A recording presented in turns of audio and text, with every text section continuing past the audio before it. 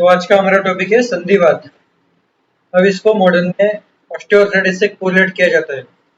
अब इसमें क्या होता है, जनरली जो बड़े बोन्स होते हैं, मतलब बड़े जॉइंट्स होते हैं, जैसे नी जॉइंट, एंकल जॉइंट, इसमें बहुत ज्यादा पेन होता है क्योंकि वहां पे वात दोष प्रकोपित होकर वहां पे स्थान संचय करता है।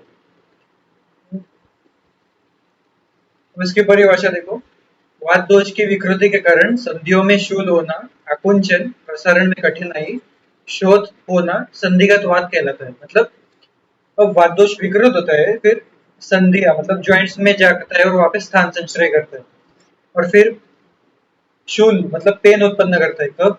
जब भी फ्लेक्शन और रिलैक्सेशन, सॉरी, फ्लेक्शन और एक्सटेंशन करते हैं मूवमेंट, तब, क्योंकि मूवमेंट में हमेशा वात दोष इन्वॉल्व रहता है। और फिर वहां पे स्वेलिंग आएगी। फिर इसको मॉडर्न में ऑस्टियोआर्थराइटिस के साथ कोरिलेट किया जाता है। अब इसके निदान देखो, इसमें प्योर वातज निदान है जो सारे वात दोष को प्रकोपित करते हैं। रूक्ष शीत आहार, अनशन अध्ययन असात्म्य आहार, कटोदिक कषाय रस, विषमासन, अत्यधिक व्यायाम, रात्रि जागरण, दिवा स्वप्न, सारे वात को प्रकोपित करते हैं। पंचकर्मा का मिथ्या योग, चिरकालीन व्याधि से ग्रस्त होना, वेग धारण करना, ये सब वात के निदान है।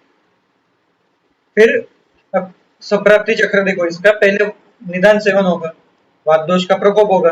अब वात दोष का प्रकोप होगा तो जॉइंट्स में मतलब संधियों में जाके स्थान संचय करेगा। फिर वहां पे संधि मतलब जॉइंट्स, स्नायु और कंट्रा मतलब जॉइंट्स, लिगामेंट्स और टेंडन्स की विकृति करेगा। और फिर संधिवात की उत्पत्ति हो जाएगी, रोग की। अब ये रोग कैसा है? ये जनरली ओल्ड एज में ज्यादा आता है, क्योंकि ओल्ड एज में कैसा है, वात दोष प्रकोपित रहता है वृद्धावस्था में।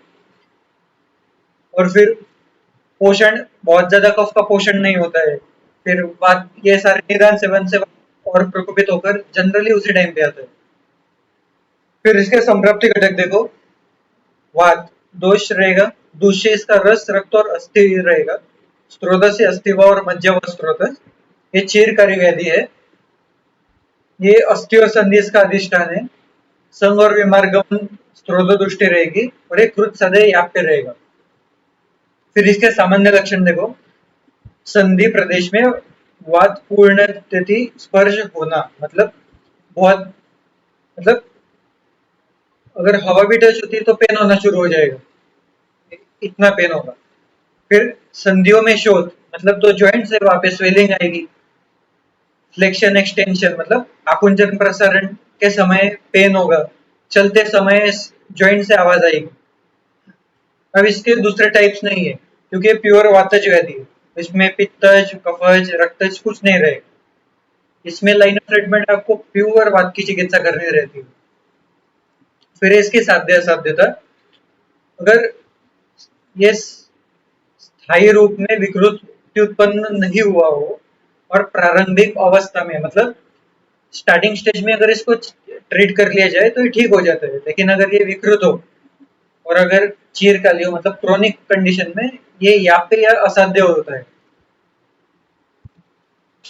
चैनल को लाइक, शेयर और सब्सक्राइब करें। Thank you.